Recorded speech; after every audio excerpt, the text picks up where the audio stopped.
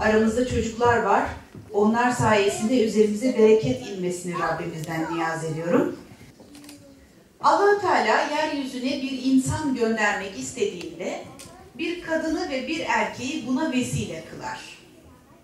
Biz evleniriz, nikah bağıyla birbirimize bağlanırız ve sonra bir çocuğumuz olur. Allah Teala aslında bize çocuk vermekle yeryüzünün en kıymetli, en değerli varlığı olan yeni bir insanı göndermek istemiştir. Biz o yeni insanın bu dünyaya gelmesi için sadece birer vesileyizdir. Bir anne ve bir baba sayesinde bir çocuk yepyeni bir hayata merhaba der. Gözlerini bir aile içinde açar ve insanlar bu küçücük canı kucaklayıp bağırlarına basarlar.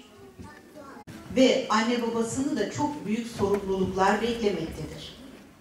Bu haklardan ilk ve en önemlisi bu minicik yavrunun insan olarak son derece kıymetli olduğunu kabul etmek ve onu kabulle bağrımıza basmaktır. Çocuk beklerken hasta ya da engelli bir çocuk dünyaya gelince üzülürler. Ama sonuçta engelli de olsa, sağlıklı da olsa, kız da olsa, erkek de olsa onu bu dünyaya gönderen Allah'tır. Oradan soyumuz yürür, oğlan annesi oluruz, şan olur, şöhret olur zannederiz. Halbuki Efendimiz Muhammed Mustafa sallallahu aleyhi ve sellemin soyu oğullarından değil kızından yürümüştür. Efendimiz kız babasıdır. Kızını bağrına basan, kızı Fatıma bir yere girince gel yavrum şöyle otur diye ayağa kalkıp yerini Fatıma'ya veren bir babadır.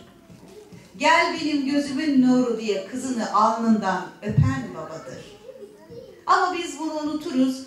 Oğlan evlatta oğlan evlat diye bazen kız evladı bağrımıza basmaktan çekiniriz. Halbuki Kur'an-ı Kerim'de Allah Teala yerlerde ve göklerde ne varsa Allah'ındır buyurur. O istediğine kız verir, istediğine erkek verir, istediğine ikisinden de verir, istediğini de kısır bırakır.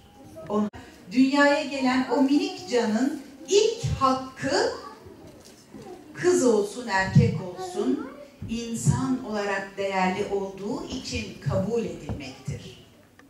Bir çocuğu önce evlat olarak her haliyle sevip bağrımıza basmamız gerekir. Sonra çocuğumuzu büyütmeye başlarız. Büyürken bu minik yavrunun ikinci hakkı karşımıza çıkar. Onu helal gıda ile beslemek, onu mümkünse anne sütüyle doyurmak zorundayızdır.